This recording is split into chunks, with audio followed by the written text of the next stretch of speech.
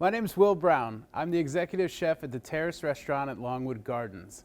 We're excited to be supporting the 10th annual community read, especially since the featured book is Black Food, which features delicious recipes compiled by James Beard award-winning chef and author Bryant Terry. To help us kick off our community read and our celebration of Black food, I'm here with Chef Ramin Coles from Smithsonian's National Museum of African American History and Culture in Washington, D.C. He's come to Longwood today to prepare fried chicken and collard greens from our community read selection, Black Food. Welcome, Chef Ramin. Thanks, Chef Will. Thank you so much for having me. Truly appreciate it. Absolutely. We're so excited you're here. Tell me a little bit about the inspiration and why you chose these recipes from the book. Oh, absolutely. So two things. The book itself actually represents a great cross-section of food from the past, the present, and hopefully things you'll see in the future. The two recipes we selected are the Buttermilk Fried Chicken and the Collard Greens. Both dishes are ubiquitous across the culture. So we have it here in the book, as well as you can come to our cafe and enjoy it with us in DC. So that's why we chose those two dishes. That sounds great, Chef. Thank you. Can't wait to taste it. Let's get started. Can't wait to cook it for you. So we'll start with our onions,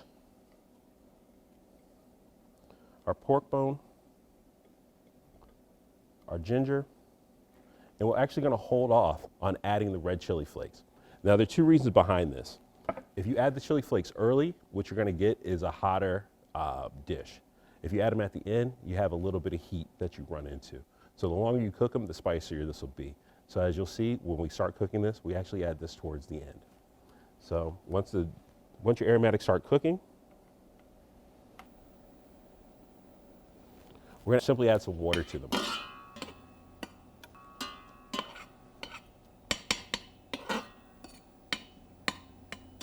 So our goal here is to get to what's called sweating. So the onions themselves, the garlic, don't burn and they don't take on any color. The biggest thing is we're trying to bring out the sweetness without caramelization.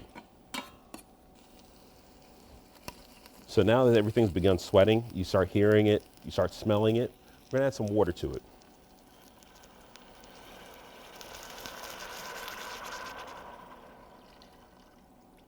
You need a good amount of water, and probably a little bit more than I've actually added to this pot. The trick to this now is to allow it to cook. This should cook for roughly about 30 to 45 minutes to allow most of the flavor to impart. As it cooks, you'll see that the meat will start to separate from the bone, and that's when you know that the flavor started to really impart through the liquid. So now we have our stock. It's actually begun to boil. So we're gonna add our greens in now and allow them to start wilting. Once they've begun to wilt, we're going to turn our temperature down and let this cook low and slow. The greens have cooked down. You see now that we've gotten to a state where the greens are cooked down, they're softer, they're all the way green. A lot of times people have a conception that greens need to be bright and leafy. This is not the case at all. We really want these cooked down low, slow, and tender. Also, you'll see that our pork product is broken down and it's left some of its little pieces behind. All very delicious. So now's the time we're going to finish our seasoning, and we're going to add a little chili flake, and this is so that it's not really spicy but has a little bit of heat. Okay, at this point we've moved our greens to the side and we're going to go into our chicken. So for the marinade, it's a little bit of Old Bay seasoning, buttermilk, a little bit of garlic powder, onion powder, which we have mixed here, and we're going to mix it up.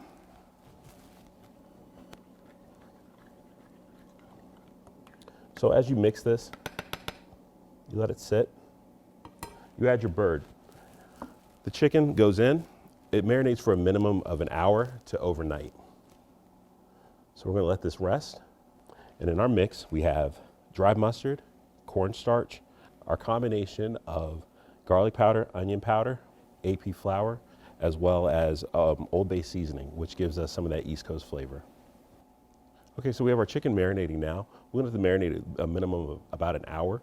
In the interim, we're going to take a moment to clean up. We're going to pull some chicken that we have marinated, dredge it, and begin frying it for you. So we're going to drop our chicken.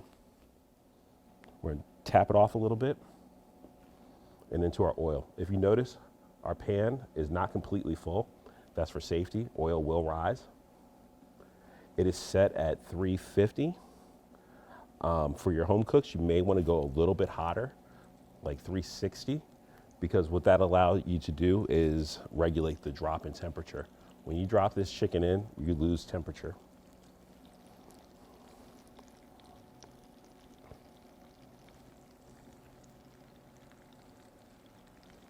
We're gonna let it cook.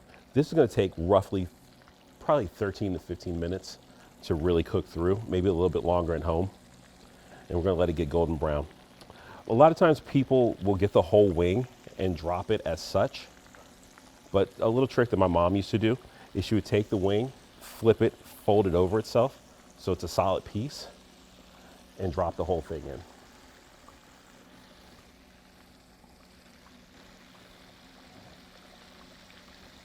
So traditionally we will cook the dark meat and bone-in meat chicken first. The breasts and so forth don't really take that long to cook. So we always cook that secondary so it remains juicy and doesn't get overcooked while everything else is working.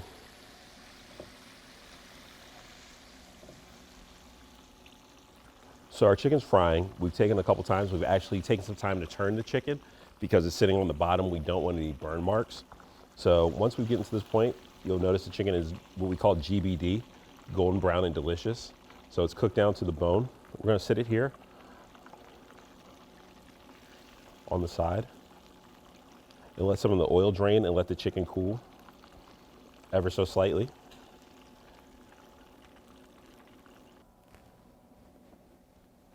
So we're gonna plate our dish. We have a little piece of dark meat, a wing.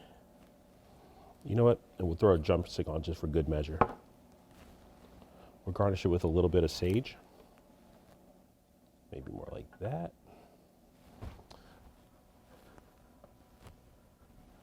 Some cornbread for good measure. And now we'll plate our collard greens. So with the collard greens, we wanted to make sure that we actually get a little bit of that juice in there. And here's our dish. Fried chicken, collard greens. Wow, looks amazing. Just so simple, and I bet it's delicious too. What do you say? I think so too. I hope so. I hope you enjoy, Chef. Awesome. Well, thank you for joining us in the kitchen to share a little bit of Black food. Thank you to you, Chef Ramin, for cooking for us today. And I hope you'll enjoy thinking about these wonderful culinary traditions and trying some yourself. What do you say? We have a taste, right? Absolutely. It's time. Please, let me get you a fork. Here's a fork for the collard greens. Oh, yes, sir. You have to join me. It looks too good. I'll try a little bit of greens. Oh my gosh. Amazing flavor. Wow.